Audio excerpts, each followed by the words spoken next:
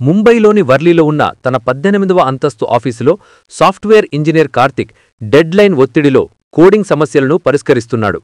సరిగ్గా అప్పుడే విజయవాడలోని తన తల్లి నుండి వచ్చిన ఫోన్ కాల్ ఇంట్లో అత్యవసర పరిస్థితి గురించి తెలియజేసింది. తక్షణమే బయలుదేరాలని నిర్ణయించుకున్న కార్తిక్ ఆన్లైన్లో తత్కాల్ టికెట్ల కోసం ప్రయత్నించాడు.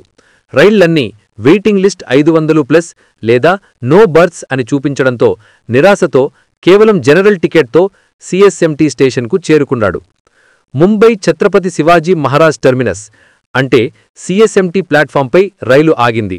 జనరల్ బోగిని చూసిన కార్తిక్ కళ్ళు తేలేశాయి. లోపల నిలబడటానికి కూడా స్థలం లేదు. జనాలు కిటికీల నుండి ఎగబడుతున్నారు. ల్యాప్టాప్ బ్యాగ్ మరియు ముఖ్యమైన ఫైల్స్తో ఆ రద్దీలో సుదీర్ఘ ప్రయాణం చేయటం అసాధ్యమని, నరకప్రాయమని కార్తిక్ గ్రహించాడు. నిస్సహాయతతో జనరల్ బోగీని దాటి కార్తిక్ స్లీపర్ క్లాస్ బోగీల వైపు నడవటం మొదలుపెట్టాడు. రిజర్వేషన్ ఉన్నా కనీసం నిలబడటానికి ఖాళీ దొరుకుతుందనే చిన్న ఆశ. లోపలికి తొంగిచూడగా కారిడార్లో అక్కడక్కడ కొందరు నిలబడి ఉన్నారు.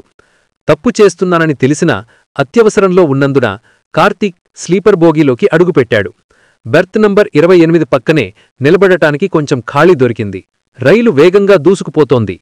కార్తీక్ రిజర్వ్ సీటు పక్కన నిలబడి ఉన్న భయం, ఆఫీస్ పని ఒత్తిడితో కూడిన నిద్రలేమి కారణంగా తూలడం మొదలుపెట్టాడు. టీసీ వస్తాడేమోనన్న భయంతో కదలకుండా గోడకు ఆనుకోవడానికి ప్రయత్నిస్తూ ల్యాప్టాప్ బ్యాగ్ భారాన్ని మోస్తూ నిద్రాభారంతో పోరాడుతున్నాడు. ఒకసారి గట్టిగా పడిపోబోతుంటే మెలకువ వచ్చి వెంటనే సర్దుకున్నాడు. బెడ్ నంబర్ 28లో పడుకున్న సంజన కార్తీక్ పడుతున్న కష్టాన్ని, నిద్రలేమితో అతను పదే పదే ఊగిపోతున్న తీరును గమనించింది. నిశ్శబ్దంగా అతను పోరాడుతున్న తీరు ఆమె మనసును కదిలించింది. ఒక సాధారణ ప్రయాణికుడి నిస్సహాయతను చూసి సహాయం చెయ్యాలని ఆమె నిర్ణయించుకుంది. ఆమె కళ్లల్లో దయ, సహాయం చెయ్యాలన్న తపన తప్ప మరొకటి లేదు. రాత్రి సుమారు 12:30 గంటల సమయం. కార్తీక్ పట్టుతప్పి దాదాపు కింద పడిపోయే పరిస్థితికి వచ్చాడు. సంజన ఇక ఆలస్యం చేయకుండా మెల్లగా తన సీటులోంచి లేచి సున్నితంగా కార్తీక్ భుజాన్ని తాకింది. ఉలిక్కిపడి కళ్ళు తెరిచిన కార్తీక్తో ఆమె చిరునవ్వుతో చాలా దయగా, మెల్లగా కూర్చోండి అని అంది. మొహమాటపడుతున్న కార్తీక్ను మర్యాదపూర్వకంగా తన పక్కనే సీటు అంచున కూర్చోబెట్టింది. సీటు అంచున కూర్చున్న కార్తీక్ వెంటనే ఉపశమనం పొందాడు. సంజనకు థాంక్స్ మేడం అని కృతజ్ఞతలు చెప్పాడు. సంజన అతన్ని విజయవాడ ప్రయాణం గురించి అడగగా కార్తీక్ మొహమాటం వీడి తన అత్యవసర పరిస్థితి, జనరల్ టిక్కెట్, స్లీపర్ బోగీలో నిలబడాల్సి వచ్చిన నిస్సహాయత గురించి నిజాయితీగా వివరించాడు. కార్తీక్ నిజాయితీ సంజనకు నచ్చింది. వారిద్దరి మధ్య మాటలు కలవడానికి మార్గం సుగమమైంది. కార్తీక్ తాను ముంబైలో సాఫ్ట్వేర్ ఇంజనీర్గా పనిచేస్తున్నానని, భవిష్యత్తులో స్టార్టప్ పెట్టాలనే కల గురించి చెప్పాడు. సంజన తాను ముంబై ఐఐటీలో సిఎస్సి 3వ సంవత్సరం చదువుతున్నానని, తన అక్కపెళ్లి కోసం హైదరాబాద్ వెళ్తున్నానని, ఆర్టిఫిషియల్ ఇంటెలిజెన్స్ రీసెర్చ్ చేయాలనే లక్ష్యం గురించి ఉత్సాహంగా పంచుకుంది. రాత్రివేళ భోగిలో నెలకొన్న నిశ్శబ్దంలో వారిద్దరూ తమ బాల్య జ్ఞాపకాలు, ఇష్టమైన పుస్తకాలు, సినిమాల గురించి మాట్లాడుకున్నారు. కేవలం ప్రయాణ వివరాలకే పరిమితం కాకుండా ఒకరి ఆలోచన ధోరణిని, లక్ష్యాలను మరొకరు అర్థం చేసుకున్నారు. వారి మాటల్లో స్నేహానికి దృఢమైన పునాది పడింది. తెల్లవారుజామయ్యేసరికి ట్రైన్ సికింద్రాబాద్ జంక్షన్ చేరుకుంది. సంజన దిగిపోయే సమయం ఆసన్నమైంది. టైం చాలా ఫాస్ట్గా వెళ్ళిపోయింది అని కార్తీక్ నిరాశ చెందాడు. మనం టచ్లో ఉండాలి కదా అని అడగగా సంజన వెంటనే అంగీకరించింది. ఇద్దరూ తమ మొబైల్ ఫోన్ నంబర్లు పంచుకున్నారు. ఒక కొత్త బంధం యొక్క ఆశతో సంజన రైలు దిగి వీడ్కోలు చెప్పింది. విజయవాడలో కార్తీక్ తన అత్యవసర పనుల్లో, హైదరాబాద్లో సంజన పెళ్లి వేడుకల్లో నిమగ్నమై ఉన్నా వారి స్నేహం మెసేజ్లు, కాల్స్ రూపంలో నిత్యం కొనసాగింది. కార్తీక్ తన సాఫ్ట్వేర్ అనుభవంతో సంజనకు అల్గారిథమ్స్ గురించి, సంజన తన పదునైన మేధస్సుతో కార్తీక్కు మానసిక మద్దతిస్తూ ఒకరికొకరు మార్గదర్శకులుగా మారారు. 10 రోజుల తరువాత ముంబైకి తిరిగి వెళ్లే ప్రయాణం ప్లాన్ చేసుకుంటున్నప్పుడు కార్తీక్ చొరవ తీసుకున్నాడు. గత ప్రయాణంలో సంజన చేసిన సహాయానికి కృతజ్ఞతగా ఇద్దరూ హాయిగా ప్రయాణించడానికి థర్డ్ ఏసీలో పక్కపక్కనే సీట్లు బుక్ చేశాడు. ఇది వారి పెరుగుతున్న స్నేహం, శ్రద్ధకు నిదర్శనంగా నిలిచింది. రైలు సికింద్రాబాద్ చేరగానే సంజన కార్తీక్ పక్కనే ఉన్న తన బెర్త్ 45లో కూర్చుంది. ఈసారి గతంలాగా మొహమాటం లేదు. ఏసీ కంపార్ట్మెంట్ గోప్యతలో వారు తమ కొత్త ప్రణాళికలు, ముంబైలో కలవాల్సిన ప్రదేశాల గురించి ఉల్లాసంగా మాట్లాడుకుంటూ రాత్రంతా ఆనందంగా గడిపారు.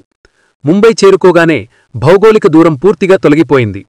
వారి జీవితాలు కార్తీక్ ఆఫీస్, సంజన ఐఐటి క్యాంపస్గా మారాయి. ప్రతిరోజూ ఉదయం, రాత్రి మాట్లాడుకోవడం ఒక అలవాటుగా మారింది. ఒకరికొకరు మానసిక శక్తి కేంద్రాలుగా మారారు. కేవలం ఫోన్ కాల్స్కే పరిమితం కాకుండా ప్రతి ఆదివారం ఒకరికోసం ఒకరు సమయం కేటాయించుకున్నారు. Marine Drive, Gateway of India, Juhu బీచ్లలో కలిసి గడపడం ద్వారా వారి బంధం మరింత లోతుగా మారింది. ఈ వారాంత్యపు షికార్లు వారి స్నేహాన్ని ప్రేమ వైపు నెట్టాయి. నెలలు గొడిజే కొద్దీ వారి స్నేహం యొక్క రంగు మారింది. ఒకరిపై ఒకరికి ఉన్న అతి శ్రద్ధ, ఆరాధన ప్రేమగా రూపాంతరం చెందింది. ఒక ఆదివారం సాయంత్రం బాండ్రా బీచ్లో సూర్యాస్తమయం సాక్షిగా కార్తీక్ తన ప్రేమను వ్యక్తం చేశాడు. సంజన సంతోషంతో "ఐ లవ్ యూ టూ" అని చెప్పి వారి బంధాన్ని ప్రేమగా అంగీకరించింది. ప్రేమబంధం మొదలయ్యాక వారిద్దరూ ఒకరి కెరీర్ ఎదుగుదలలో మరొకరు భాగమయ్యారు. కార్తీక్ తన సాఫ్ట్వేర్ అనుభవంతో సంజనకు ప్రాజెక్టులలో సహాయం చేయగా, సంజన తన మేధస్సుతో కార్తీక్కు ఆఫీస్ ఒత్తిడిని, సమయ నిర్వహణను అధిగమించేందుకు సలహాలిచ్చారు. సంజనకు ఇంటర్నేషనల్ కంపెనీల నుండి ఆఫర్లు వచ్చినా కార్తీక్తో ఉండాలనే తపనతో ముంబైలోనే ఉద్యోగం కోసం చివరి ప్రయత్నం చేసింది. అదృష్టం వారి వైపు ఉండగా ముంబైలోనే ఆకర్షణీయమైన ప్యాకేజ్తో ఉద్యోగం దక్కింది. వారి ప్రేమబంధానికి, కెరీర్కు ఎలాంటి ముప్పు లేకుండా పోయింది. ముంబైలో స్థిరపడటానికి అంధేరి ప్రాంతంలో ఇద్దరికీ అనుకూలమైన 2 బెడ్రూమ్ అపార్ట్మెంట్ను వెదకడం మొదలుపెట్టారు. కార్తీక్ యొక్క టెక్నాలజీ ఆసక్తి, సంజన యొక్క కళాత్మక అభిరుచులను మేళావించి తమ కొత్త గూటిని అలంకరించుకున్నారు.